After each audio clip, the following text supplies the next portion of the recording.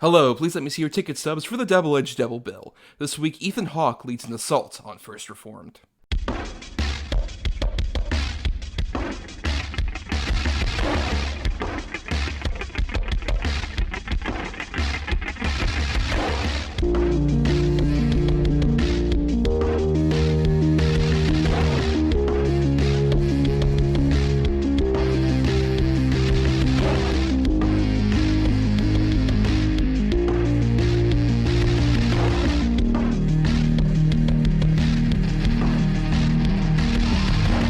Each week, Adam Thomas and Thomas Mariani will come to the table to discuss the randomly selected yin and yang of a double feature. Then, both will have to pick a number between 1 and 10 in order to seal their fates for the next episode. One will have 2 good movies, the other 2 bad ones. Let the chaos begin.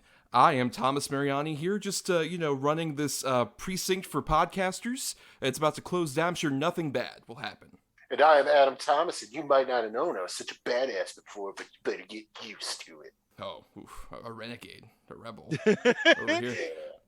And laughing over there is a voice we haven't heard on the main feed in quite a while. He's a buddy of ours. You might know him from, his podcast sequels or some of his various online presences. He's Mr. Shakyl Lambert. Shakyl, welcome back to the show. I'm glad to be back. It's good to talk to you boys again. It's been a hot minute. We've been trying to get this done since 2021, and it just hasn't happened because of various things. Right, yes, of course. And the episode in question that we're doing today is in honor of Black Phone, which one of the main reasons this got delayed so much was because that movie got delayed several times over because of COVID stuff until eventually now it's finally coming out. And the star of that film is Mr. Ethan Hawke, which we're doing him as a topic mainly because, Adam, you've said, at least in the past, that you're not a huge fan of Mr. Hawke. Yeah, no, I mean, I'm becoming more of a fan as he gets older, or maybe as I get older, I guess. But no, typically, no, I can kind of fuck him. Where does that come from? Where was that when you were younger? Like, what did you not like about Hawke as an actor? I mean, it comes from the heart, bro. What does that mean? As a kid, you're maybe, at least I was, a little bit more superficial. And I always thought he had like a weasel face. So right there, I'm like, I don't like this guy. But then as I got older, he always came across like super pretentious to me. And I know he's really not. But for some reason, I just always thought he was. I don't know, like he wasn't like Van Damme or those guys that I used to love at that age. And, like Before Sunset, like I didn't give a shit. And now it's like as I get older and like I said, I start to appreciate actual cinema more. And he's popped up lately in a lot of things that I've really liked him in, not necessarily the project around him. Stay tuned. But it's just I've grown to really like him. I don't know why I hated him so much though, but I'll tell you, I really did. Well, Shakyl, you're obviously on here because we gave you a list of topics, and you immediately popped onto Ethan Hawke. So why are you so drawn to Mr. Hawke as an actor?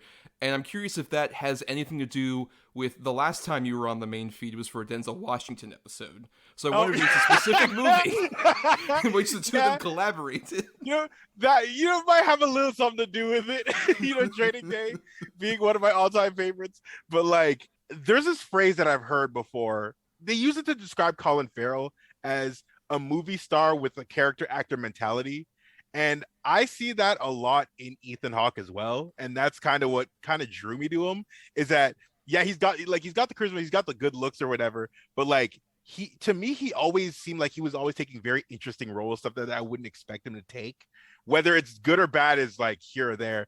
Also, hearing him in interviews, he's genuinely like one of the more like thoughtful people I like hearing from in terms of like how he approaches film, in the same way that like, how it's fascinating to hear like Nicolas Cage break down his process. It's very similar to me for Ethan Hawke, where just like, I think about everything that he says. I'm like, I like this guy a lot. And so I became a fan. Yeah, obviously Training Day was like the gateway, but there's a lot of things where every time I see him in a movie, most of the time I end up like, I really liked him in this. I kind of get what Adam's talking about in terms of earlier on, like when you see him in younger things, like even the Before trilogy, which, stay tuned, someone might be talking about that later.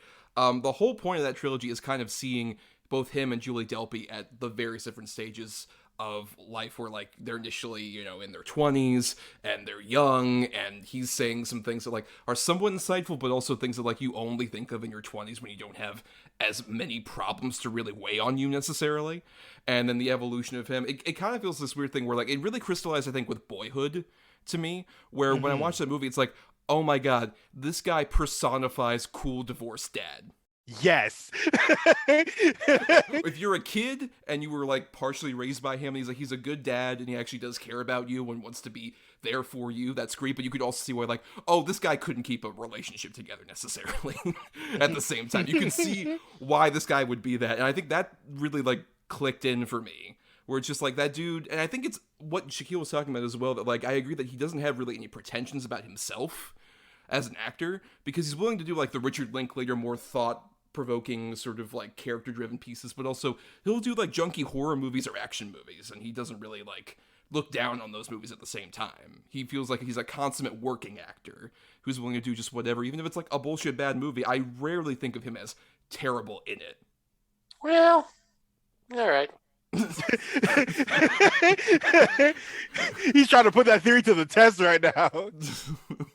Well, we might as well just jump into the two movies, which, if you're new, every week Adam and I randomly pick a double feature where we have a good and a bad movie that we talk about on the next week's episode. So at the end of last week's episode, we end up choosing our double feature, which the first one we'll be talking about is Adam's bad pick of the Assault on Precinct 13 remake from 2005, and then my good pick, which is more recent film, First Reformed, both of which star Hawke, and I think kind of include that dichotomy I was talking about, where one is kind of like a junky genre movie, and one is a thoughtful, character-driven, upsetting movie that really fucks you up. So we get the full spectrum here on this film. But first we'll get with the junky stuff here with Assault on Precinct 13.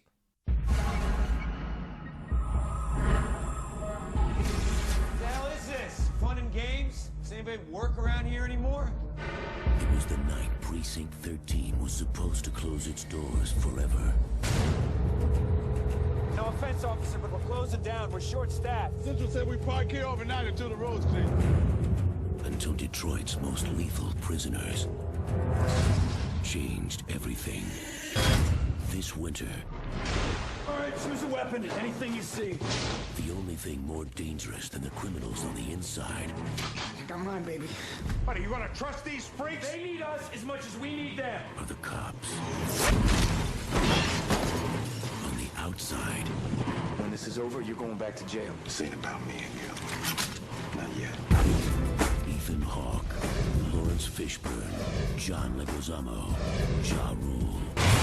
Assault on Precinct 13.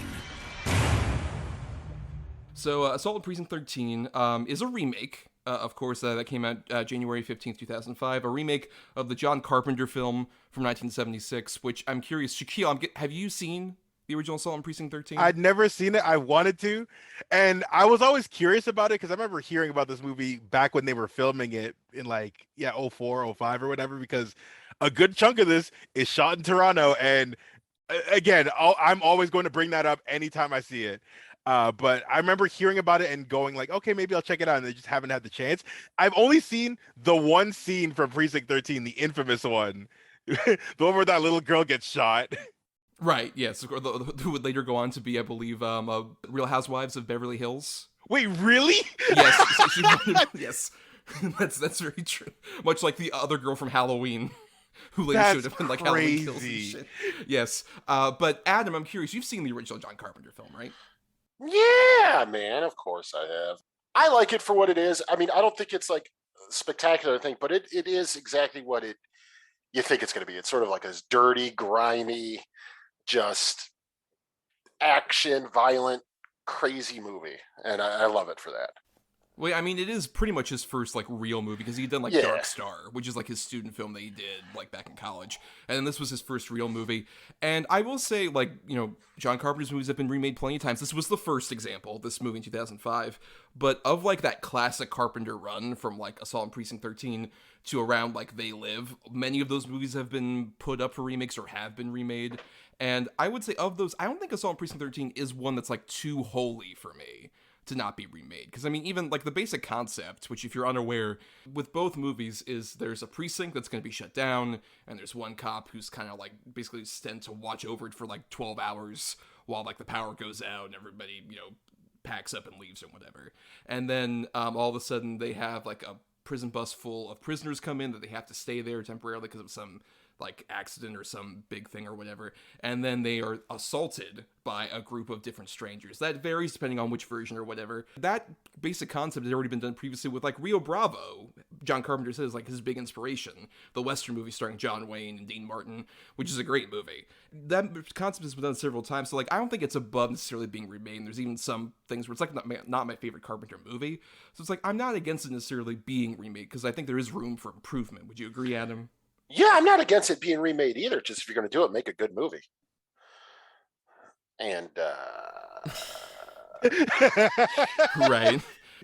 That's good. That's gonna be out of this whole like this whole review is just gonna be like, well, this movie sucks. Why, Adam, does it like? Because this was one that like you've hyped to me off mic, I guess hyped down as it was for supposed years. to hype up. Right, for years about like you hate this movie, it's so terrible for you. You said it kind of helps solidify why you don't like Ethan Hawke, or at least used to not like him. So what makes it so bad to you specifically? Well, let's put it this way. As we already said, the first one is like this really dirty, grimy. I mean, of course, it took place in like the 70s, and it was his first movie, so it's really unpolished. But I think that's part of the charm to it. Mm-hmm. This one is just too polished. I'm from Detroit and that area, so while Shaq's probably pointing out things going, "That's Toronto," I'm pointing out things going, "That's not Detroit. What the fuck?"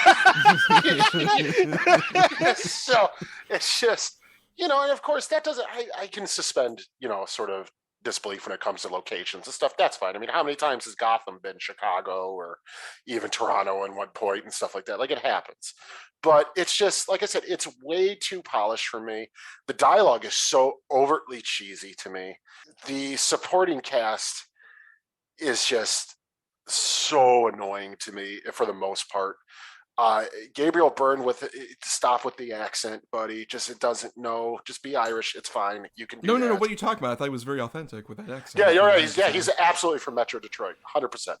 Yep, that's how we all sound. See, Dude, Adam, you weren't a fan of Ja Rule constantly talking in the third person? No, not one bit. I also am not a fan of John Leguizamo in this. I'm not a fan of Portia de Rossi in this. I'm not a fan. Not Portia de Rossi. Is that her? Yeah, it is her. Yeah, Portia de Rossi. Oh no, sorry, not Portia de Rossi. Maria Bello. Maria Bello. There. Yeah. No. Portia de Rossi is the other one. That's Drea de Matteo. Drea de Matteo. Oh my God, I swear to God, every time.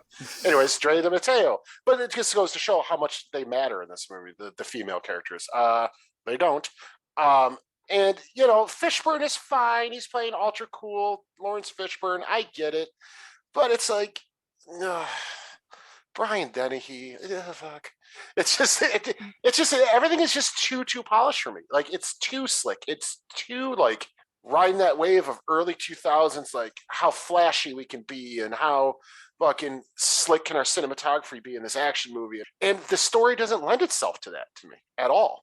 It should be dark and gritty and sort of just really claustrophobic and all that. And I never feel that in this at all.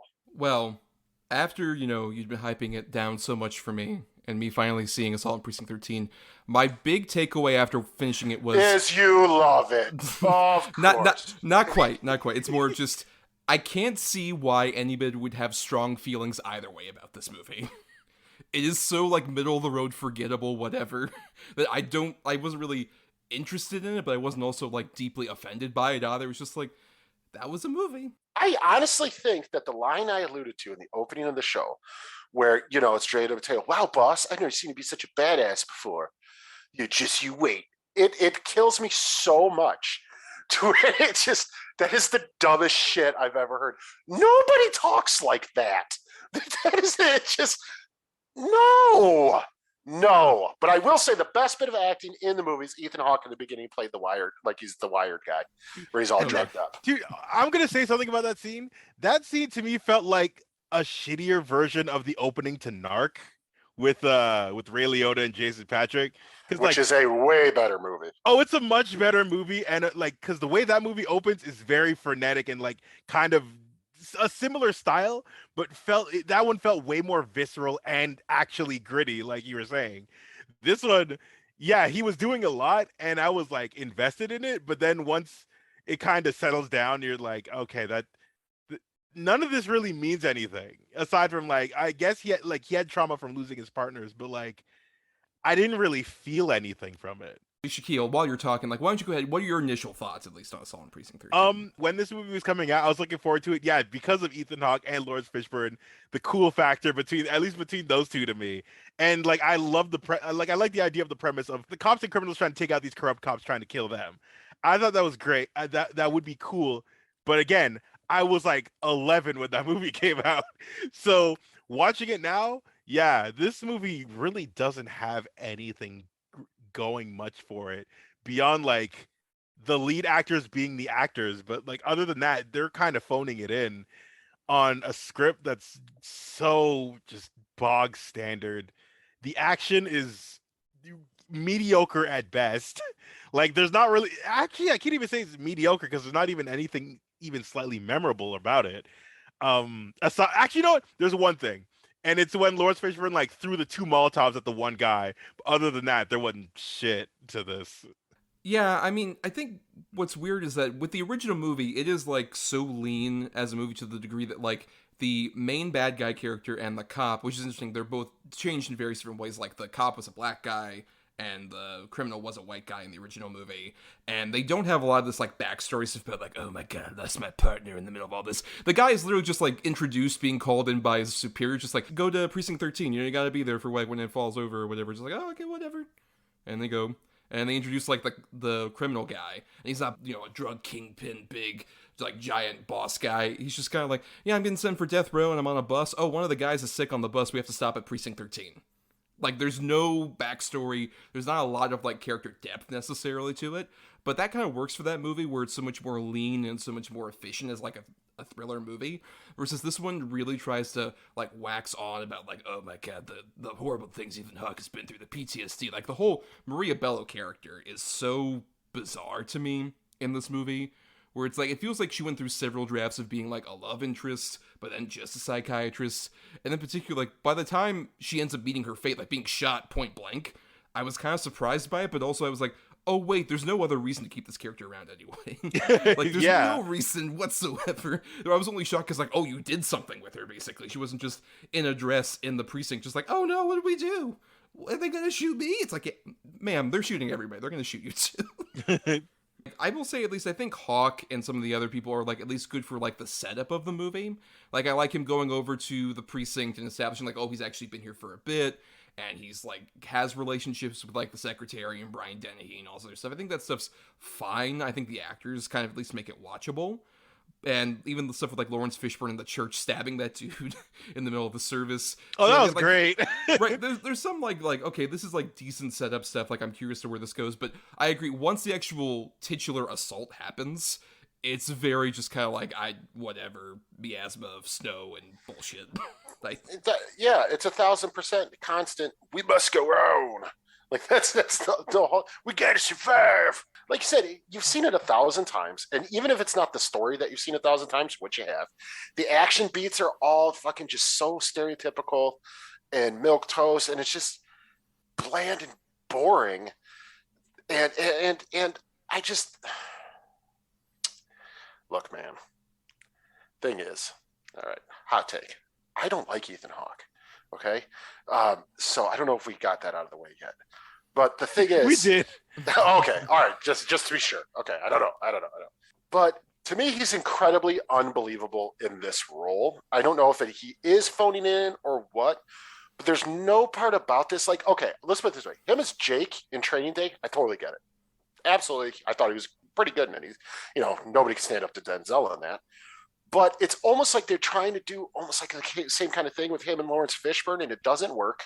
It doesn't connect. He doesn't come across as either this world-weary cop or this cop who has PTSD or has got something to prove or anything. It's just he's almost like He's the main character of a movie that feels like a placeholder character. It doesn't work. It all falls apart around him, like completely. I mean, say what you will about, a couple cool moments here and there, but when you're talking about a remake of a Carpenter, but fine, let's throw that out. B, a fucking jail siege action movie with corrupt cops and drug lords and all that. It should be super fucking fun and exciting. And in no spots is it. It's terrible. It's terrible. It's almost a comedy. It's so bad. I would say it's a comedy, but then like none of what like John Leguizamo said was funny.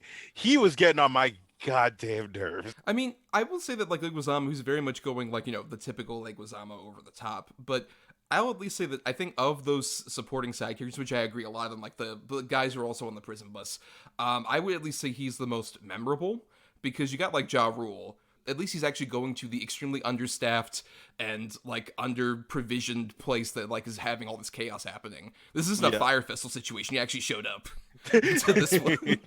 Like Shakyl kind of mentioned earlier, he keeps like yelling in the third person and keeps like doing all these like weird like attempts to come on to like Maria Bell and all the other women in the fucking precinct and whatever. And there's also the one lady who was part of like a gang who was like, no, I'm super tough, but I'm a lady. But I didn't do anything. Yeah. That's all that character has, or whatever. And I can't even remember like who else is like from the fucking prison bus. It's just those three. It's literally just Laurence Fishburne, John Leguizamo, Ja Rule, and then Aisha Hines, who plays the lady you were talking about. Yeah. It's literally those four are the only criminals, and then it's like, all right, cool. I guess there was no prison because they all got moved over. Yeah, Brian Dennehy. I know you talked about him a bunch. But the moment he's like, today's my retirement, I'm like, he's up to something. He's either going to die or he's going to backstab them. Clearly in on it. Of course he is. And that's another fucking thing that's been, how many times have you seen that cliche used? That there's a mole inside the thing. And it also doesn't make any sense for him to be the mole. No, and it's that stupid, I worked for them for 50 years. You know what they want to give me? A gold watch. That seemed fair to you? Blah, blah, blah. It's the same shit you've heard 100 times. It's like, all right.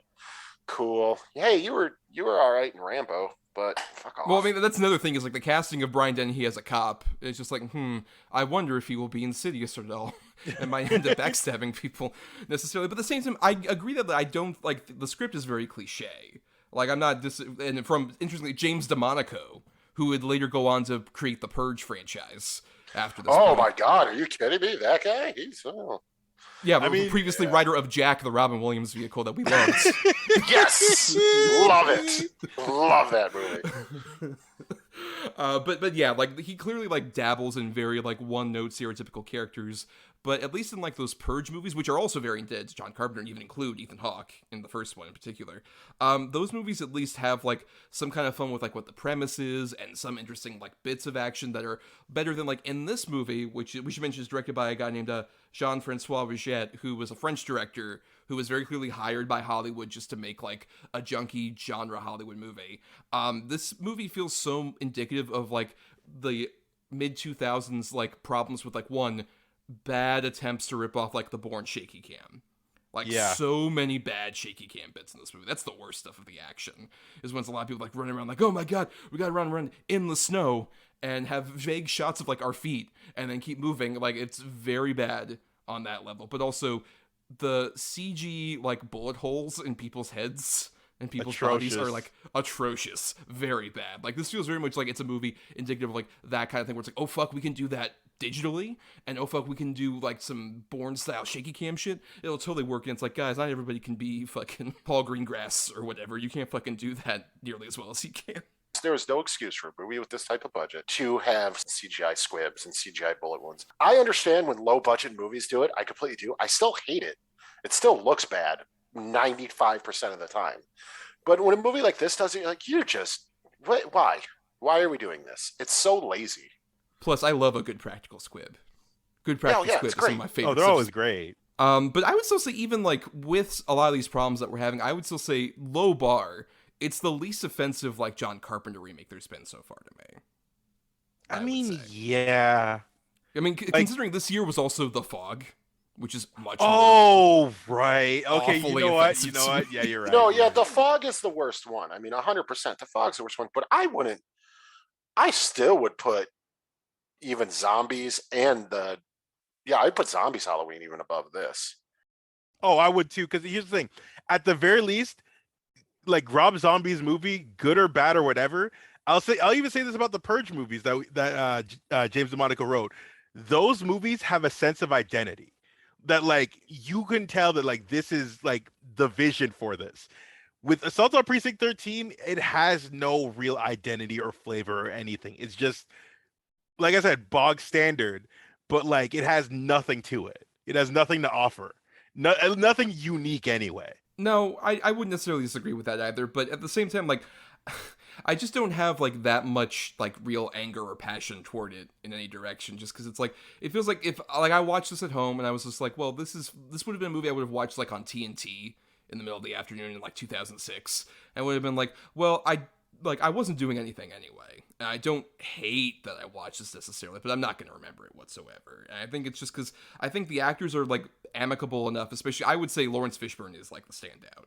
I think in terms of just, like, being, like, this crime boss dude who's so cool. Like, I like the fact that he's smooth, but he also doesn't have, like, really suffer any fools at all the whole time. And I think that's an interesting thing that feels indicative, like, the closest way of, like, translating that original character, who I think is great in the Assault on Precinct 13, the criminal dude, who has so many cool badass lines.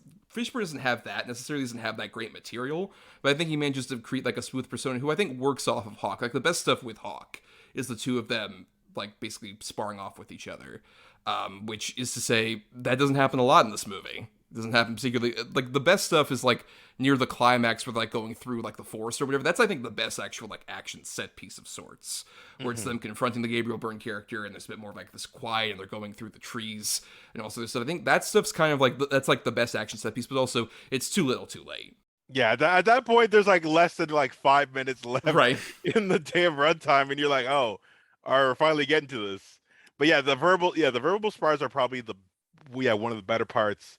Especially when they're just like, listen, when Laurence Fishburne is like, listen, no matter what, you can't get me. You could try, but you ain't gonna do it. Right. You know, and the one thing you got to give Laurence Fishburne in this too is his wardrobe is fucking badass. Like, that guy looks amazing in this movie. He got like, that Hugo Boss. Yeah, Bishop is dressed to the nines, man, for sure. I've never seen a man look that fancy going to prison in my life. Nah, man, absolutely not. To argue back to what you said, Thomas, like, ultimately it's completely forgettable. And I'd argue that's, at least in my opinion, that's what makes it a terrible film. Where, you know, we've talked about so bad they're forgettable, and I think to me that's worse. Because it's just, at least if it's a film that's terrible, you'll remember it for how bad it is. See, now I remember this movie for how bad it is. I fucking hate it. So I guess it's not the worst thing I've ever seen. But, like, The Fog, to me, completely forgettable. The Thing remake, completely forgettable. Like, I guess those are worse. I have to give you that. But to me, doesn't that, on your echelon, wouldn't it be worse for you because you're never going to remember you even watched this? I mean, I don't know. There are movies that I remember very distinctly that I loathe with my entire being, that I wish I wouldn't have watched. That I would have watched Assault on Precinct 13 over any day. Yeah, fair enough. I guess that's fair. In the history of our fucking show. Like, I'd watch this over, like, fucking Wired any day. Yeah, like I watched this over Oogie Loves. Yeah, I'll watch that over. Yeah. Plus, if nothing else, it also gave us, like, the Carpenter sort of, like, him in a modern times reacting to people remaking his movies, which is some of my favorite, like, Carpenter stuff. Because, like, when he was in the middle of making, like, Assault on Precinct 13 in the 70s and all these other movies, you see interviews with him, he's so bitter, and he's so angry about just, like, oh, why is everyone like Steven Spielberg or George Lucas movies? I'm making these things and nobody's giving me money or whatever. But I love in the modern day, where this is a quote from him directly about, it might not be specifically this movie, but it might have been, like, Halloween 2007 or whatever, where he's like, in terms of his movies being remade, he said, quote, I love it. If they're going to pay me money, if they pay me, it's wonderful. If they don't pay me, I don't care. I think it's unfair that they don't pay me. I think everyone should pay me. Why not? I'm an old guy now, and I need money. Send me money. He does not give a shit. He just wants to stay at home, smoke weed, and play video games. Yep. And I love like that. the god he is. And now he's just like, you know what, I'll occasionally, like, make music with my son. Like, we'll score Firestarter together. Whatever. I'm hanging out with my kid. It's fine. We'll do that. And, you know, if it gave him that fucking money, if they just plop that money in his hand, like, there's another quote where he talked about, like, it's great when they remake one of my movies, I just put my hand out, and then money just plops into it. It's just like, I'm totally fine with that. And I think, like, you know, once again, this is so inoffensive to me as a remake that, like, I prefer, obviously, the original movie. I think it's still the much better movie. But with this one, just like, I have no ill or positive will toward it whatsoever. And it's definitely going to be one of the ones that, like, I will not remember in, like, a couple weeks when we record, like, a few episodes from now. Just like, oh, yeah, I saw in Precinct 13. I guess I saw that. I guess it's there. It's fine. But, yeah, no real feeling either way toward it. So those are my final thoughts. Shakyl, final thoughts on Assault on Precinct 13? Yeah, I'm not angry. I just don't give a shit. Like, this movie... I said it all. This movie really has nothing to give. It has nothing. Like, I'm not mad that I saw it. I'm not happy that I saw it. It's just a movie that is, and it's a good reason. Like, there's a reason why I watched this a couple days before we recorded this, because I know that if I'd watched it like when you told me that we were gonna watch this, I would have forgotten everything by the time we got here. So, yeah, this movie's got it. Barely really has much of anything. I don't think it's the actor's fault as much as just the they're like substandard writing and directing in this. Well, and also, I guess to tag a bit onto that, what do you think of this in terms of Ethan Hawke's career, in terms of especially like his genre work? Where do you think this kind of fits in? This is low. Like, this is definitely lower tier. Like, I'd say this is better than like Getaway, but like, which we almost would have covered. That was the other choice I had to make. Oh my god! You know, I would have been so happy we covered that Getaway, because Getaway's much worse, but like, it's got something to it at least.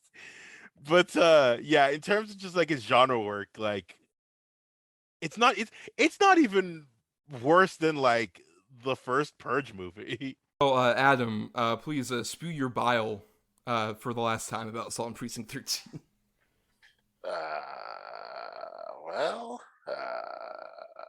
I fucking hate it. It's just, I don't know, man. I fucking hate it. All right, it's just one of those movies. All right, it was on all the time, all the fucking time. This movie was on, and you know, so I ended up. It would just be on all the time because I'd be drawing or painting, and it would be on. So I ended up watching it, and I fucking hated myself every time I watch it. So it's one of those where anytime it's on, I just feel anger and rage. So I'm like, I could be doing something better. I don't know, man. It's just one of those. I got a knee-jerk reaction anytime I see it, anytime I think about it. I think it's shit. I think it's a complete waste of time, waste of money, waste of talent, waste of everything. Well, let's go ahead and get into our good feature, which I think we'll have a lot more interesting things to say about, with First Reformed. I've decided to keep a journal, to set down all my thoughts and the simple events of my day. I will keep this diary for 1 year, and at the end of that time, it will be destroyed. Thus ends the reading of the Lord. Praise be God. Reverend Toller? Yes, Mary. You must come over. You must come over now. Explosives. She was becoming someone I didn't know. Opportunistic diseases, anarchy, martial law. You will live to see this. But you had no idea that he was thinking of... No, I'm so frightened. These kids, they want certainty. You know, don't think, follow. They fall prey to extremism. It's a world without hope. My hands shake as I write these lines. Are you washed in the blood of the Lamb? Can God forgive us for what we've done to this world? Who can know the mind of God?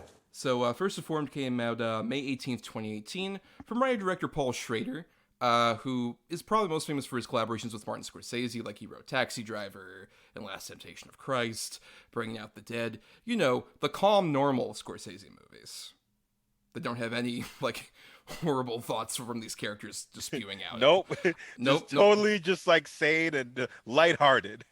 This is one of the movies he has written and directed, and this is the story of Pastor Ernest Toller, who's played by Ethan Hawke, who basically is this guy that runs the titular church, First Reformed, which is an old church that's about to celebrate its 250th anniversary, but it's not well attended, and he has just kind of been here after some tragedy in his past, and he's being lorded over by this guy who runs the mega church that owns First Reformed now, played by Cedric Kyles, aka Cedric the Entertainer, which is wild. that he's the in fact this movie. that they called him by his government name. Not his King of Comedy name. No, that's not for here. No. But while Ethan Hawke is running this church, he is tasked by this young woman played by Amanda Seyfried to speak to her husband, played by Philip Edinger, who has had a lot of like deep, dark thoughts about having to, deal with modern times, and especially about like his pessimism about climate change and various issues. And it starts Ethan Hawke on this sort of crisis of faith journey that gets more and more down the rabbit hole of darkness and depravity and all sorts of fun. So I'm very curious, Shakyl, because you actually just finished the movie. We're talking like literal minutes before we started recording. Yes, and you hadn't seen it before. No. So I'm very curious about your first thoughts on First Reformed. Unbelievable amount of dread I felt throughout this whole movie. Oh my, like this movie, like it made me uncomfortable in a way that like I hadn't felt in a while. And like I was captivated, but just like everything about it was already stressing me. Like just from the very beginning, like his opening monologue about him starting the journal and keeping it for a year, I was already like, okay, all right, I'm see where I'm going with this. But just like his day to day in the church, I was already feeling just kind of bad for just like the very low attendance and just what seems like a very meager like lifestyle that he's living. Once he has that first discussion with Philip Edinger, I immediately just felt like a sense of just unease that just kept building upon itself throughout the rest of this movie. And man, like I enjoyed it, but like I need to decompress after it. That's very true. I remember I saw this in the theater and I had very similar thoughts too. I just heard like, oh, it's Paul Schrader and it's Ethan Hawke and it's this A24 movie, especially that was like in a big point where I was getting into A24. So I'm like, oh, this will be interesting. This will be, probably a dark drama of sorts, but I'll be very curious to see it. And the blackness, as Ethan Hawke talks about at one point, that has filled the hearts of many for so long, very deep in this movie. This is not going to be the most fun discussion, folks. Spoilers of the First Reformed that we'll have. But Adam, I'm very curious because you actually said you'd seen this before we even did our picking and whatnot. And Right. What about your thoughts on First Reformed? I laughed and laughed and laughed. Side splitting, knee slapping. Knee slapper of a movie. Oh boy. I mean, I had to wipe away the tears and they weren't from actual crying. This movie is, I guess the word I would use is, it's two words, fucking bleak. It's a slow burn movie, which, all right, A24, you kind of grow to expect that. But it goes in what it's ultimately building to and where it decides to go. Like, once you realize what he's planning and what's might happen, you're literally like, oh, what the fuck? Like, no way. No, he's not. Oh, yeah. Oh, no. Like, that's kind of the whole movie where you're like, oh, okay. Oh, no. It doesn't end. It's relentlessly punching you in the fucking face and neck with like everything is shit, right? like it's just everybody's greedy and we're destroying the environment. God might not be real. So, and you're like, Jesus Christ. But I will fucking say, and just because it's the topic of the show, this is probably the best performance I've ever personally seen Ethan Hawke give. It's so sad, and yet there's times you're like, fuck you, dude, but still you feel bad for him. And he just has so much compassion and sympathy in his sort of his face in the beginning, and it just melts away into this just utter depression and angst and just anger and rage and self-doubt. And it's just, he wears it on his face so well to the point to where even when in the movie characters like Cedric the Entertainer or whatever are like, you don't look good, you're watching going, oh no, he doesn't. He looks terrible. And it's just through a natural progression for the way he carries himself, through the way he walks, the way he talks, everything. It's just such a masterful performance. It's interesting. Schrader originally envisioned, like, apparently Jake Gyllenhaal or Oscar Isaac in that lead role. And Oscar Isaac, of course, would later lead The Card Counter, his next movie. Another fun romp of a film. full of cheese. Oh man, especially when him and Willem Dafoe get to finally hang out. You're like, oh yay! Weirdly, like this could be a role that like a Willem Dafoe would play. He's obviously older than Hawke. It feels kind of like a role that Willem Dafoe has played for a Paul Schrader multiple times over, where it's just like this world-weary guy who has lived through all this shit. He's just like, what the fuck am I doing? But the fact that it's Hawke who's at that perfect, because I believe he was around like 45, 46 when he took on this part, and he has that perfect mix of like kind of like the Ethan Hawke sort of like self-assuredness at the beginning, where he's just like, well, you know, like I'm living this particular existence, but I know what I'm doing. I'm fine. I'm doing great. But it's all denial. It's all just him not really confronting like his own health stuff or the various other issues, like particularly to the degree where the first scene where he talks to Philip Ettinger at the house, and the way that like the sort of like 4:3 aspect ratio and all the close-ups on Hawke work, it's totally like him being like, oh, you know, I know, like I can help you out through all this stuff. Like, oh, what? Sure, like there's all sorts of disastrous data about climate change, and there's all this horrible implications about people who try and actually protect the environment and are shot down about it. But, you know, the war works in mysterious ways. But on his face, he's just like, oh my God, he's fucking right. Oh, holy fucking shit. Oh, fuck me. And it's that, but it's also in the narration, he's like, this is great. I'm loving every minute of it. Like he was literally enjoying it. And you're like, oh, okay. Fucking hell. I think one thing that also just kind of like I love about it is like you were talking about the self-effacing at first, and then once you kind of like peel back the layers, just see how like depressed this guy is. It's all especially in his vocal delivery, because like you look at like Precinct 13 and then First Reformed. Precinct 13 is still very like got the youthful energy or whatnot, but by the time First Reformed comes out, he's got a weariness, like a very weary gravel to his voice. By the end of that conversation, when he realizes that like Michael's right about all the stuff he's saying, it's just, you feel every single syllable that he's saying, that just like, man, this dude is broken down by this right now. Right, but at the same time, like Adam's talking about, there is also the weird thrill that he gets about it. That's what's so fascinating about this character, is it gives him sort of a new rejuvenated bit of life, but also about just like, oh man, I have to stop the world from ending, basically, but I run a fucking small old church that no one gives a shit about. Like, he really tries to like balance out, like, I can like attempt to be some kind of superhero, but also it's draining me to try and be that kind of person. Yeah. It's so draining my entire essence. One thing I will also say is that if you had told me, like right when like I saw Dog Eat Dog, like the movie Paul Schrader did after this, that he would come out with this, I would have laughed in your face, because like Dog Eat Dog was like the worst thing I saw that year at TIFF. And probably the worst thing I saw that year in like 2016. So for him to come out with this immediately afterwards is so baffling to me.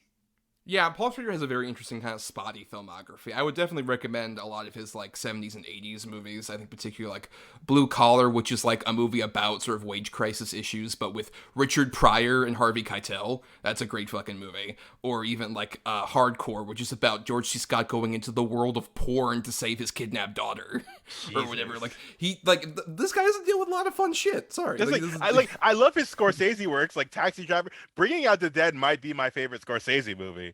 So yeah, so like I am familiar with this work. It's just the stuff that was like stuff that he had directed as well. My only prior thing was Dog Eat Dog, so like I wasn't excited, but I was like, all right, I'm excited to see what, because I remember everyone hyping up Ethan Hawke's performance, especially the fact that it didn't get nominated for an Oscar, which honestly should have. And even the fact that this is the first time Schrader's been nominated for an Oscar at all for a screenplay, which is amazing. But at the same time, like, I get it with this particular movie, just in terms of like, it does such a great job of like doling out like a lot of this stuff, like not to go too deep on this, because I don't want to depress the fuck out of everybody listening to this, but I think this is the best sort of like dealing with like climate catastrophe movie I've ever seen, because it so accurately depicts that kind of dread. Like, I've had moments of this kind of dread before. Just like the moments where Ethan Hawke is like going on his fucking computer, just like, oh, look, there's this horrible company that's doing all this horrible stuff and all these horrible things and natural disasters that are happening. Just like, yep, I've done that. The fact that it's gotten more relevant in time. Yeah.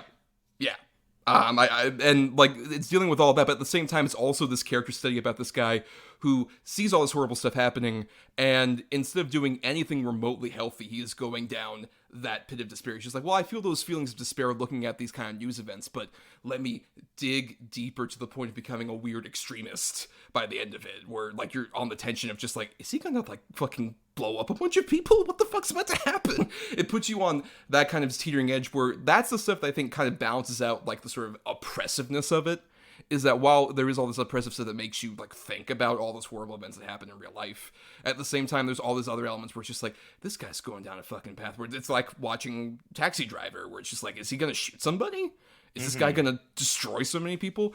And that journey, that kind of deconstruction of his, sense of self is so fascinating to watch. You can't take your eyes off it. And like I said, the whole time I'm watching, I'm going, is he gonna... Wait, what? But then it's like, it's one of those where you expect sort of the last bit of, her walking in and sort of saving him or stopping him to happen sooner, maybe even. And it doesn't. I mean, they go to the absolute last minute. I mean, glass in hand to lip and, barbed wire around body. And you're like, oh my God. Oh my God. And then, but the reason I love this movie so much is at the end, yeah, she comes in and he stops and kisses him, and there's all this sort of moments of redemption, if you want to call it that. But at the same time, just you watch this man just horribly self destruct for the last hour, and at the end, I gotta be honest, in a way, I mean, I'm glad it happened, but in a way, I'm kind of like felt a little bit cheated by the ending.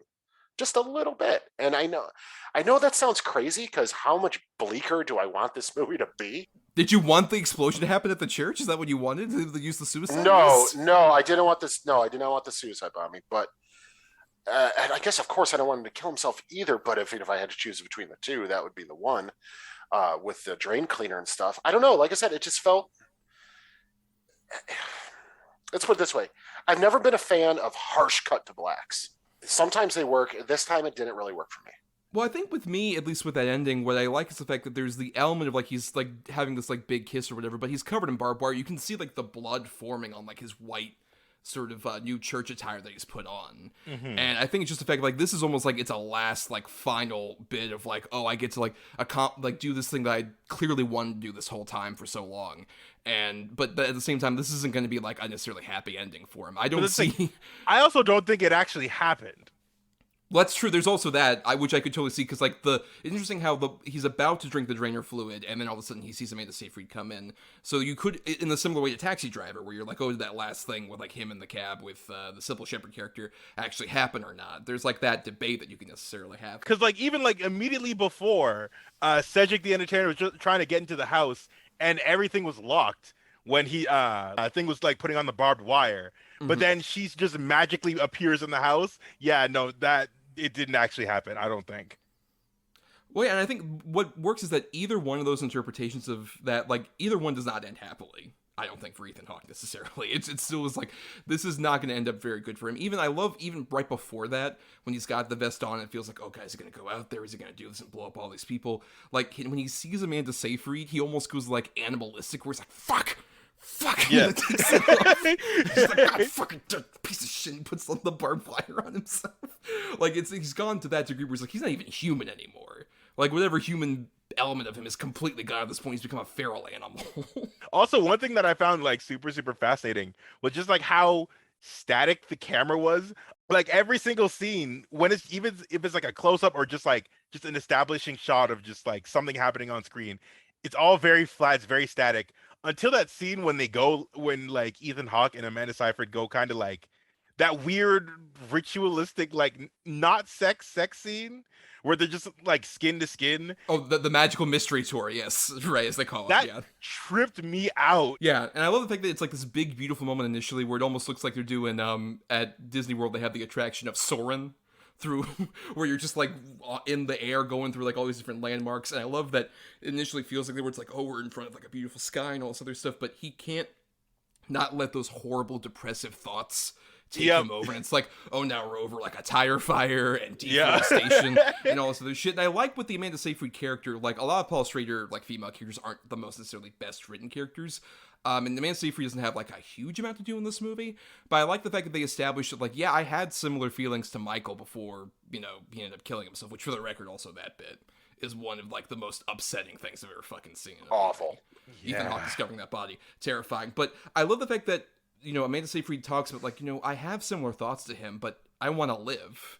I want to be a mother to this child that I'm pregnant with and all this other stuff. Like, you see these contrasting things where, like, there are people who don't, like, decry that climate change isn't happening, but at the same time are just like, but I want to, like, still try and live a life despite that. I still want to keep going past that. And Hawke is just somebody who's like, well, looks like I'm not going to be able to do that, because what life was he leading before this point? Where, like, he's shutting everybody off. Like, poor Victoria Hill as the lady who, like, keeps trying to be like, you know, hey, we tried to have a fling once and it didn't work, that's fine, but you have to take better care of yourself, you're deteriorating. And when he berates her at the church, just like, yo, I hate you, I despise you, I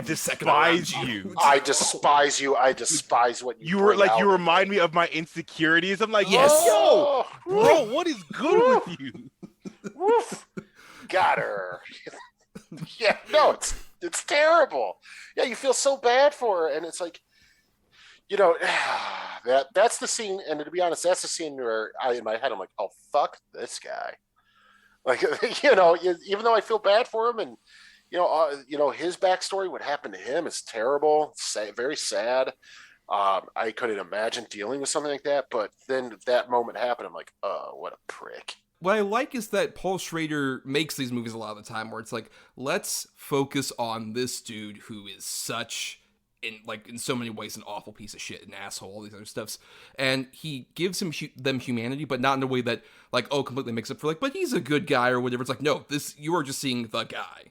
Complete warts and all. It's just like Travis Bickle in Taxi Driver, where it's just like, you are experiencing this guy's perspective the whole time. We're not really diverging away from it whatsoever. And you were just living in this person's, like, regret and remorse and few feelings of joy, but those feelings of joy also come from weird, fucked up places.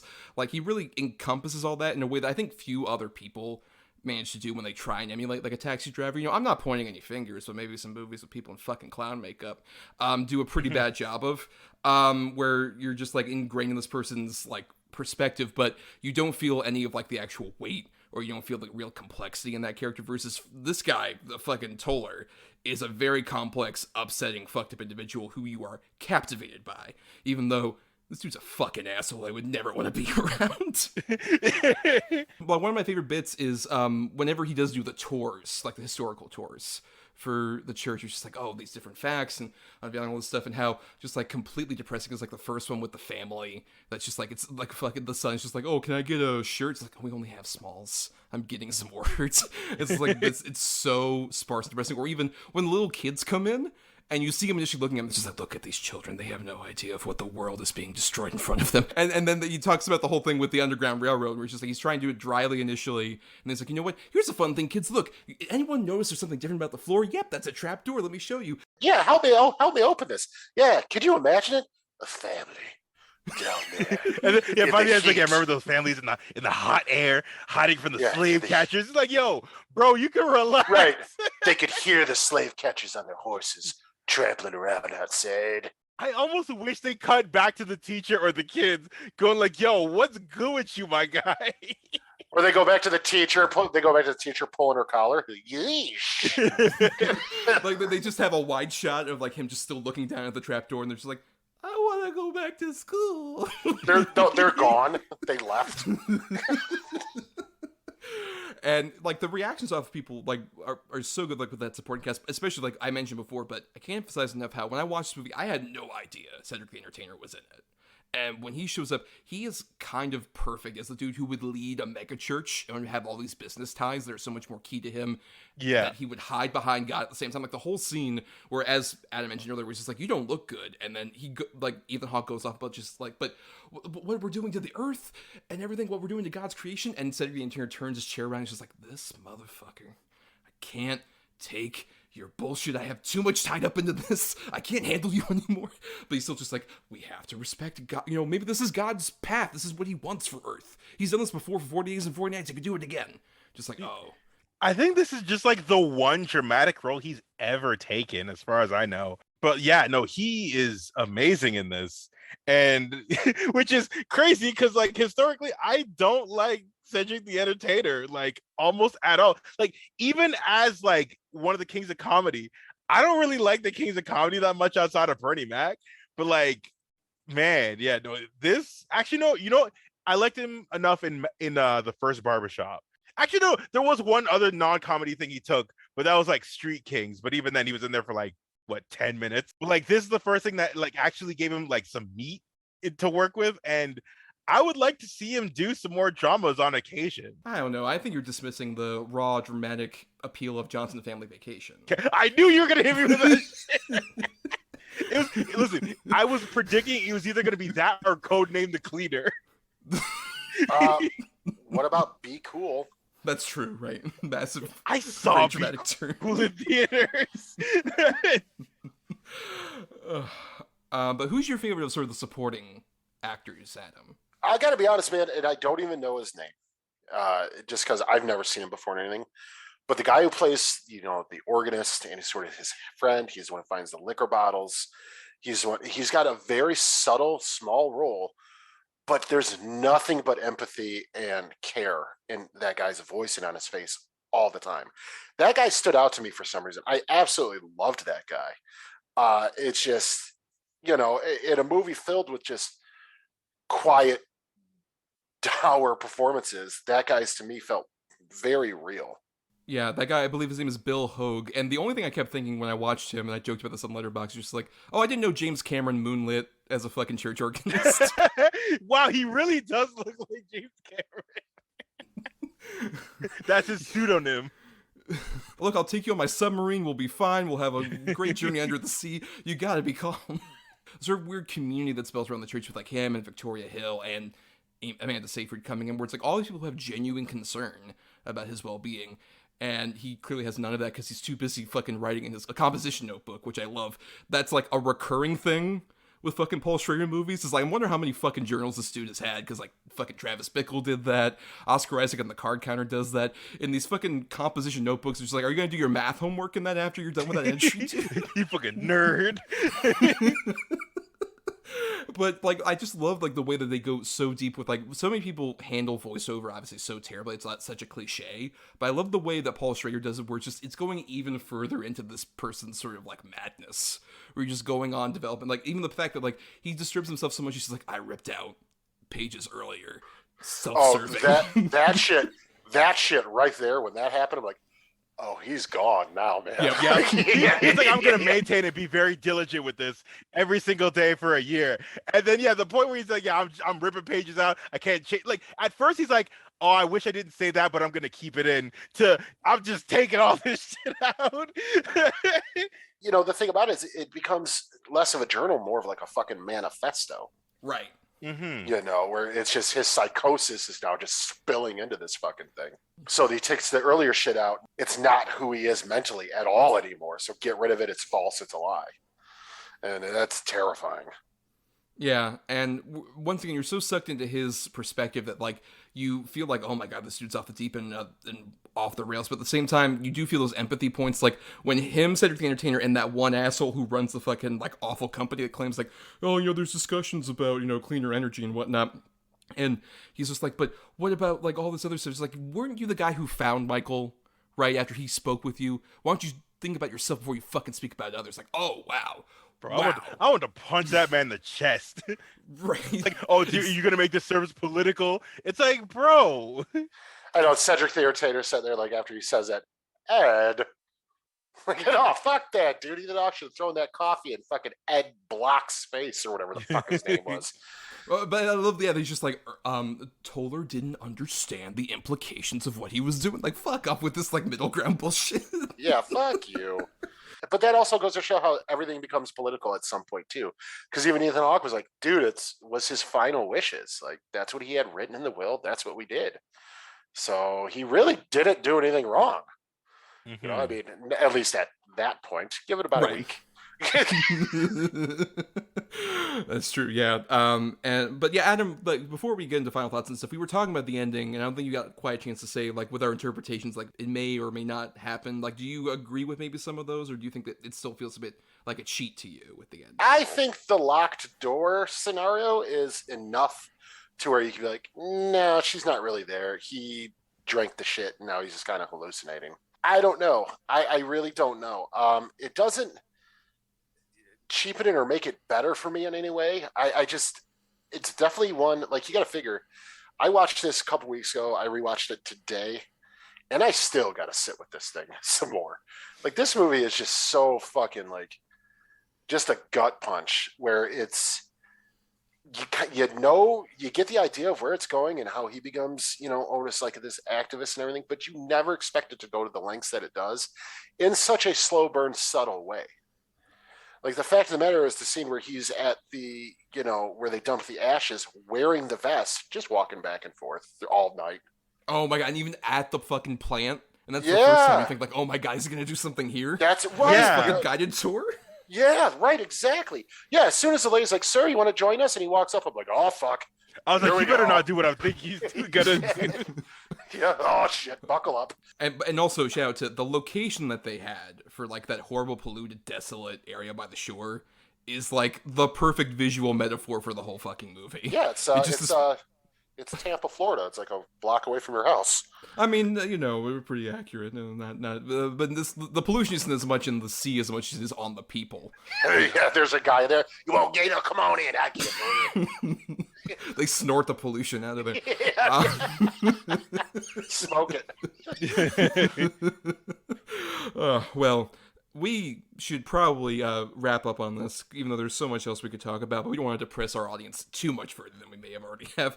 Shakyl, your final thoughts on First Form, especially as Adam kind of intimated, would you say this is maybe the best Ethan Hawke performance? Honestly, yes. I will 100% say this is not for everyone. Like, the slow burn, very heavy, very, like, it has a lot of things to say, but just the devastation, it's like a slow burn, quiet devastation, and Ethan Hawke's performance is fucking monumental in this. I still need to sit with this. I'm still just trying to deal and process. Like, the discussion is helping, but just like, there's so much to this.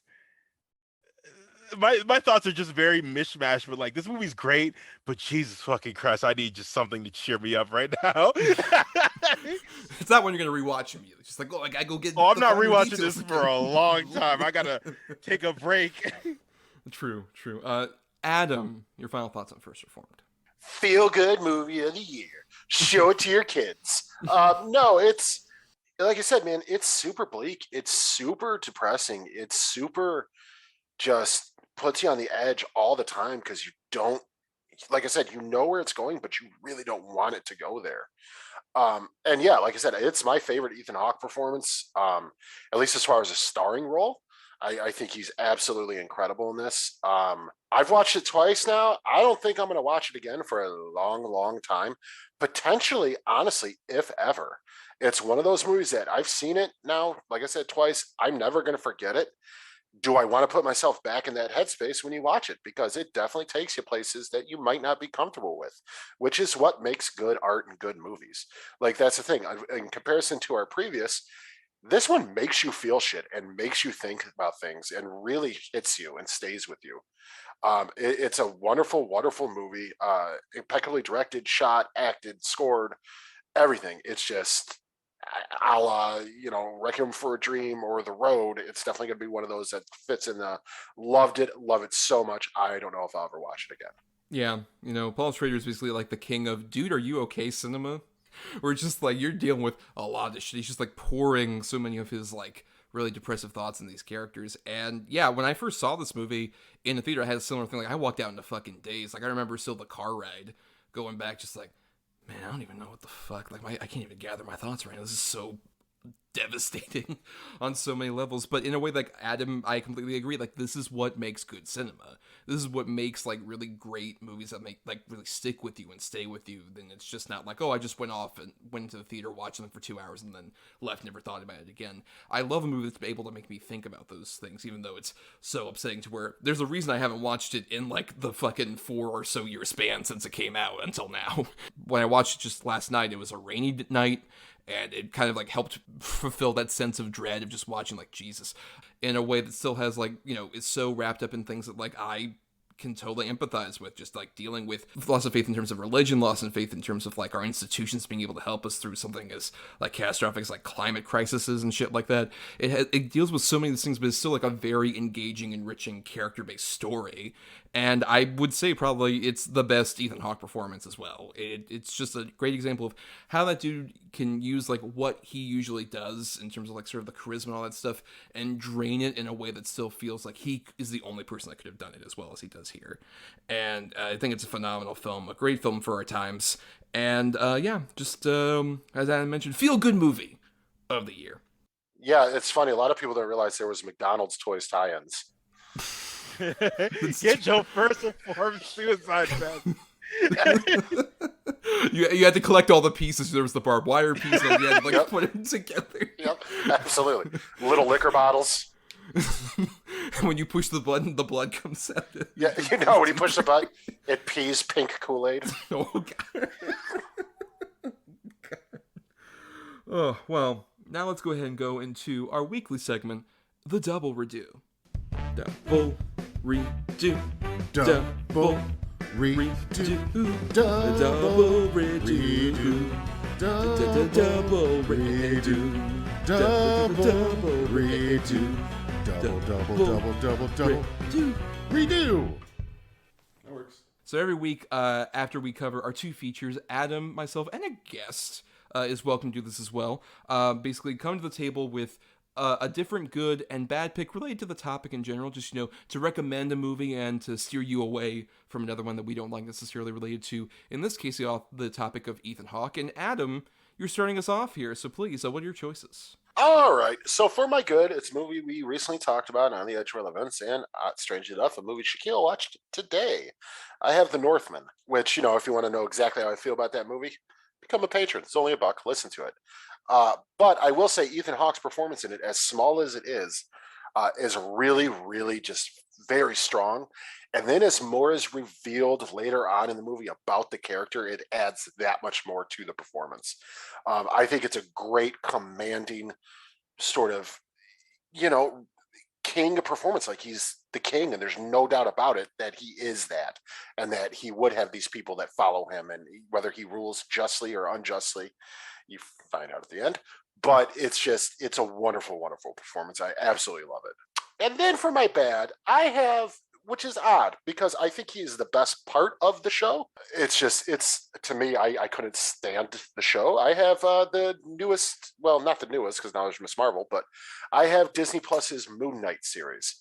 I absolutely hated this series because I am a huge fan of the source material, huge fan of the character, the Mark Spector idea, the mercenary with multiple personalities, all that. I think it's such great, dark, rich material. And this came across like a buddy comedy to me. And he's in the suit all of 15 minutes, if that, the whole show. The final fight is them flying through the air. And then when he finally, like, something cool happens where a bunch of people are confronting him, he blanks out, wakes up, and everybody's dead. And you're like, oh, great. But again, even though I hate the show, Ethan Hawke is, to me, the only shining example of the whole show. And even then, they don't give him too much to do. Unfortunately, his sort of ability in the role way outshines the character. And that's a shame. Yeah, I haven't watched Moon Knight. Like, I don't need to watch the Marvel shows anymore. I got kind of tired of those. Honestly, that was a smart thing to do, because like these shows, I can't judge Miss Marvel yet, but like I'm so tired. Like, even Moon Knight just felt like an active waste of time. Yeah, and I'd also been a bit more disillusioned with some of the movies and stuff. So I have not seen Moon Knight, but I have seen The Northman, obviously, as we covered it previously on the Edge of Relevance. And I'll just say, the divorced dad energy I was talking about with Boyhood is also present in this like big Viking Northman movie with Ethan Hawke's character. He's even got that where just like the little kid just like, oh, I love him so much. He's a cool dad who keeps going in and out. And you see Nicole Kidman just like, yeah, sure, all right, so fucking cool. He's such a cool motherfucker. And as Adam mentioned, you learn later, like, oh no, she didn't think he was that cool. Spoilers. Moon Knight, like I said, is really, really just mediocre at best. Like the only thing that I was just trying to care about was Oscar Isaac's performance, which I think he does a solid enough performance. And even Ethan Hawke, I like the character intro. The whole thing with the glass in the shoes, I was like, okay, I'm very interested to see how this kind of plays out. At least not that whole thing, but just like how his kind of fanatical cult leader thing will go out. And it's just so boring. Like that's the worst thing about these shows, at least recently, and just the MCU. This phase has just been, I don't care about any of this. As for The Northman, which, yeah, like Adam said, I just saw today, that shit kicked ass. That shit, like, if there's anything that movie is so primal to me. I'm just kind of babbling, but it's such pure testosterone for what's essentially just ultraviolet Hamlet. And Ethan Hawke's performance in it is, yeah, it's very short, but it's very, very good and very passionate, and it leads into the big reveal later on. Right, and I also love with the Northman that like he's able to like have that kind of like regality, but also there's the whole scene where like him and the little boy and Willem Dafoe are doing the weird like wolf thing, and they're like howling at the fire, and the kid farts. And he's like, that's it, that's my kid. I was like, did y'all just put some fart noises in this shit? And that's early in the movie before he gets super testosterone and basically becomes like Viking Conan, which is what that movie basically is. It's Conan the Barbarian with Vikings in a good way. But now for my choices, I have a little bit of a double feature that exemplifies a couple of collaborations with his biggest collaborator, Richard Linklater. The first one I have, the good one, is Before Sunset, which this is a stealth recommendation of the whole Before trilogy. If you're unaware, basically it's about Ethan Hawke and Julie Delpy in Before Sunrise from 1995. They meet up in their 20s in Paris after they meet each other on a train, and they like walk around, they talk about stuff, and each movie is about 9 years in terms of gaps between each one, and it shows like the differences in their relationship from like each point onward. And I would still say even though I love all those movies, Before Sunset is my favorite, if nothing else, because I think it's one of the best sort of like real-time movies where it's about 80 minutes long, and that's how long the actual characters are interacting with each other in it.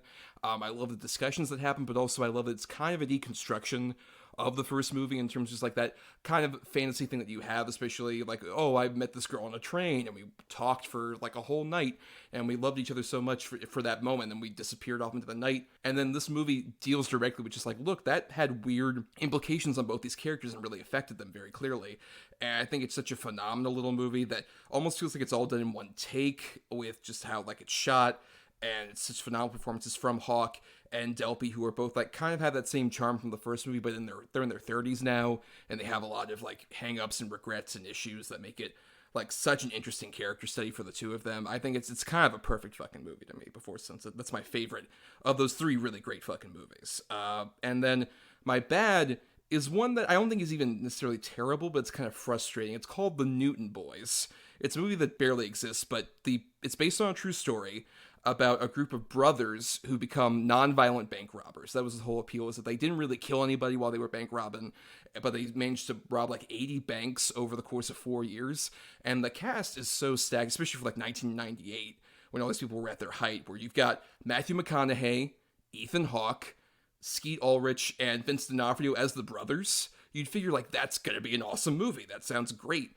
And it's kind of this weird mix where like it feels like it's a studio movie from like the early 90s in terms of the way it's shot and the way a lot of like the heist scenes are composed, but it has the Richard Linklater kind of like hangout attitude, which I love in other movies.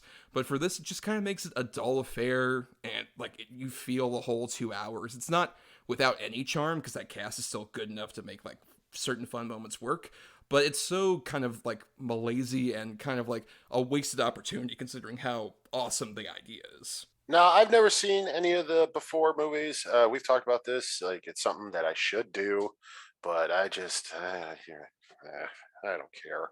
But hey, I'm glad you love them, and I know a lot of people do. So maybe one day I'll get around to it. I don't know, but yeah, the Newton Boys. I recently watched that too.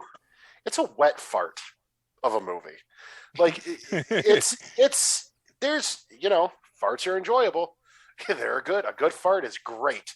We talked about in the Northman farts. And this one's really good fart. But a wet one is trouble. Like and this movie ultimately is that. I mean, the cast, not without their charm. I mean, Matthew McConaughey with his drawl is charming in it.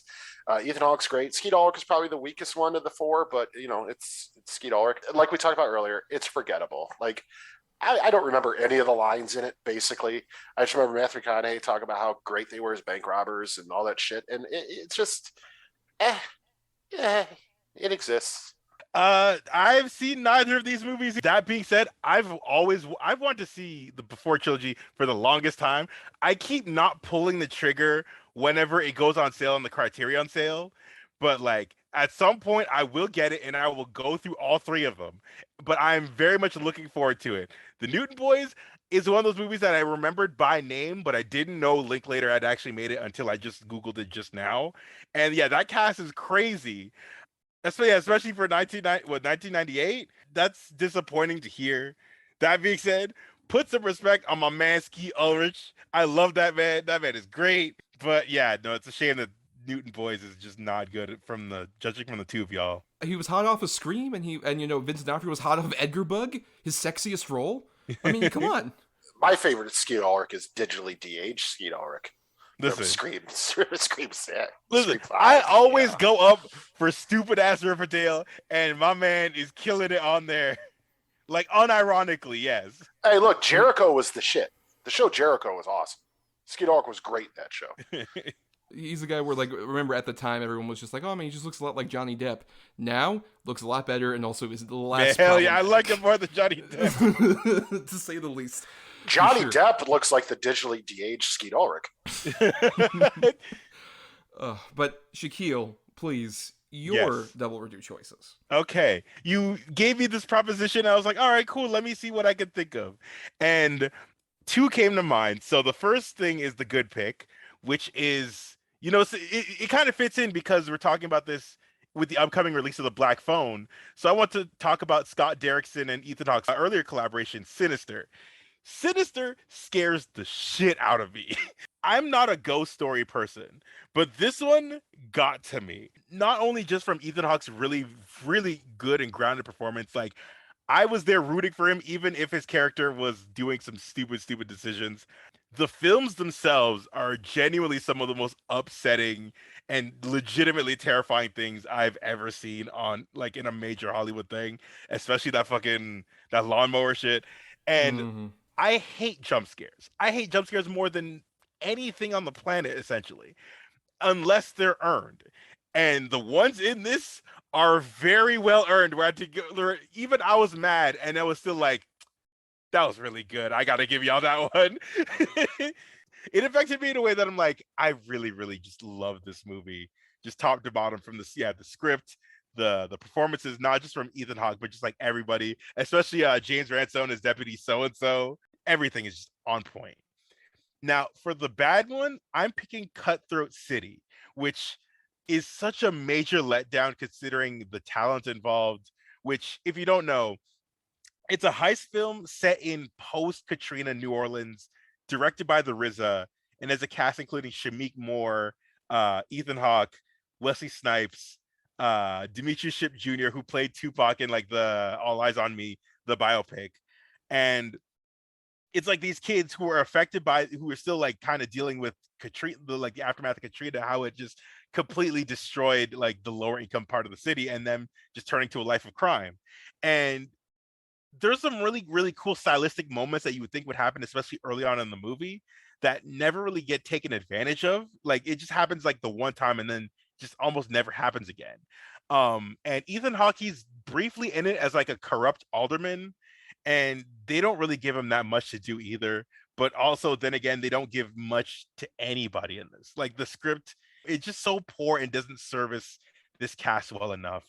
But yeah, it's just such a shame because I'm a big fan of the RZA, especially musically. But like I go up. I'm a defender of the first Man with the Iron Fists, but that second one, terrible. But yeah, this is just such a letdown. Have not seen Cutthroat City. I was not even aware it existed until you mentioned it, honestly. But I do really like Sinister quite a bit. I don't know if I quite love it. I would say, like, I would love Sinister so much more if we didn't have a Bagul. I don't think you really need that for that movie. Mm-hmm. But that being said, I do agree with you particularly about, like, the various film strips. What I like is that you're put in the position of, like, Ethan Hawke becomes almost a weird horror obsessive by watching, like, these film strips that he finds. And it's just like, oh god, like, this is so fucked up and horrible. Let's put on the next one and see what's up next. Man, also, the single most fucked up title card I've ever seen in a movie in my life. The very opening shot is just, hey, you want to see this family get hugged? All right, here's them getting hugged all the way to death, and then just Sinister. I was like, oh, Jesus Christ, we're in for some shit. Yeah, all those work for them. Particularly, like you mentioned, the lawnmower one is, I think, one of the more effective jump scares ever in recent memory, just because that's such an overused thing, and that particular one is still one that I think about in terms of, like, what a great jump scare can be. That one's really stellar for sure. I really like Sinister as well, and I don't even really mind the Bagul thing. I just cannot stand the way the character looks. I absolutely hate I can see this that. Black suit with a pristine white shirt and, like, the long, oily Danzig hair. Like, get the fuck out of here with this. You guys couldn't do anything better than this. But other than that, I think it's a super solid horror movie. I mean, it is absolutely just a build-up movie where it just builds and builds and builds and builds. And yeah, I think it's just really, really well done. Avoid the straight-to-video sequel at all costs. That was not straight to video. That was theatrical. That was theatrical. That was it? Oh, God. So what, for like a week? Right, true. Okay, see, I didn't even know that it was in the theater. Oh, it's terrible. And Cutthroat City, I have seen it. I couldn't tell you anything that happens in it. I completely forgot. 100% forgot about that movie. I remember the posters for it and the advertising, and I was like, oh, this could be cool. Oh, Wesley Snipes, sick. Terrence Howard, great. Ethan Hawke, oh, cool. A young new cast, awesome. I don't know. I don't know what happens in it. Yep. Nope. Also, they had T.I. doing something with this, like, because he had like a whole like facial scar or whatever the hell, and like had a weird whole trying to do the New Orleans accent, and it wasn't working.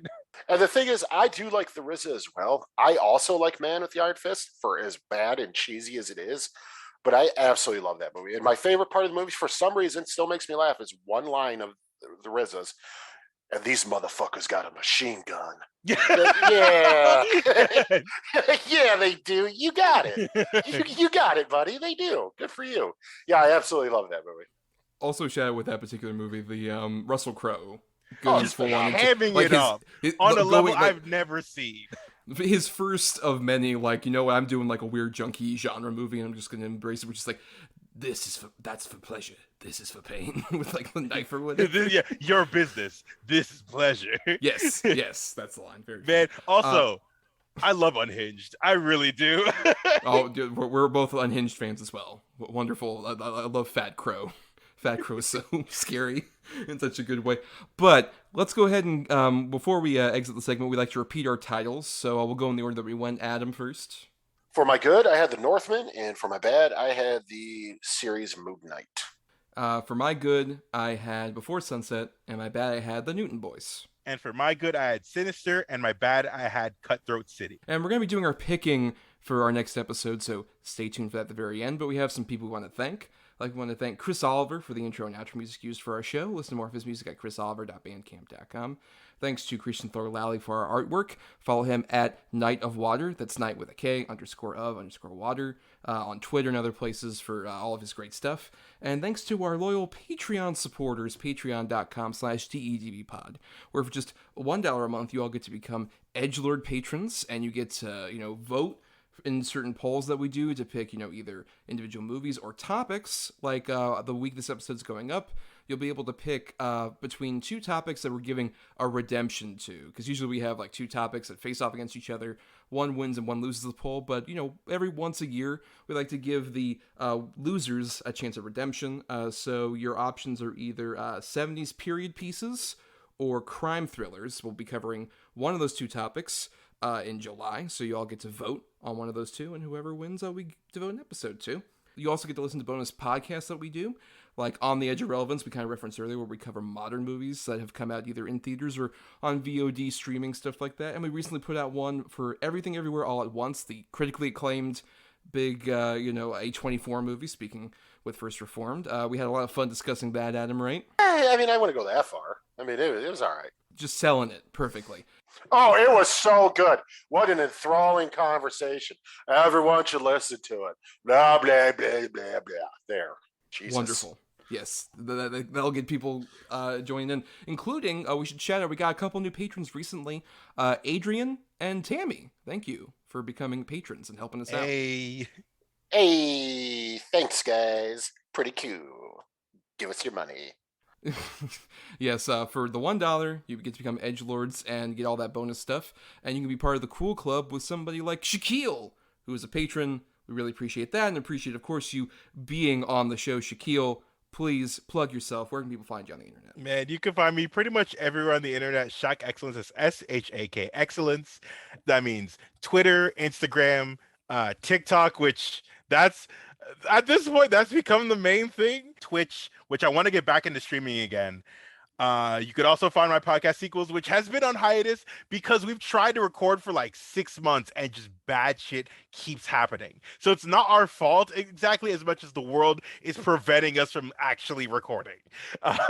You can find my movie reviews at cgmagonline.com, where I just recently wrote a review of Top Gun Maverick, which is probably like my second favorite movie of the year. That movie's fucking ridiculous. We would probably end up talking about that off mic, but yeah, that thing was incredible. But yeah, cgmagonline.com, you can find my movie reviews there. There's more coming up soon, and yeah.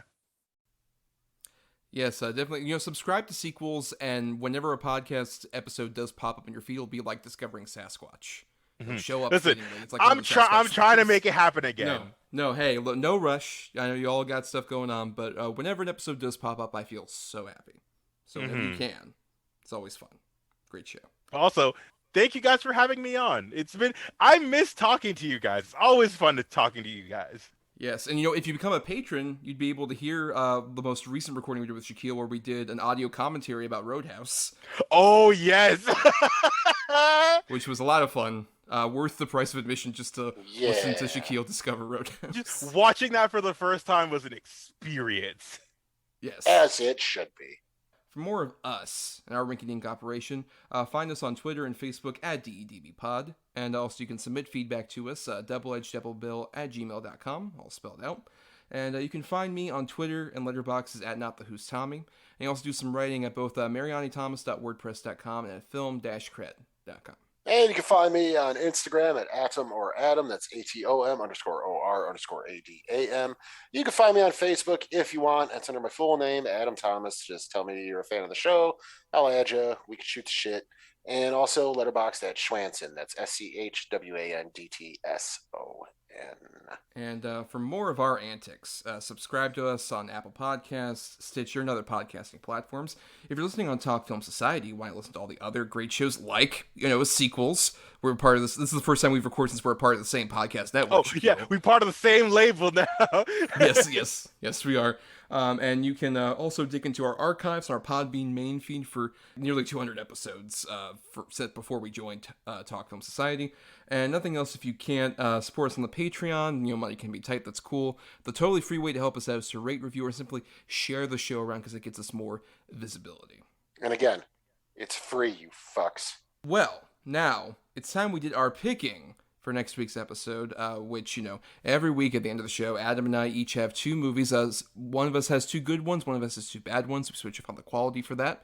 And we assign numbers between 1 and 10 for both of those. And the other person, or in this case, when we have a guest, Shakyl, will pick a number between 1 and 10. And whatever that gets closest to, of like, blank is at number whatever, blank is at number whatever particular number Shakyl chooses, whatever that's closest to of the good and the bad choices, that gives us a double feature for next week. And next week, we're doing a topic that was chosen by our patrons, patreon.com/GEDBpod, about summer camp comedies, which it was between that and horror films.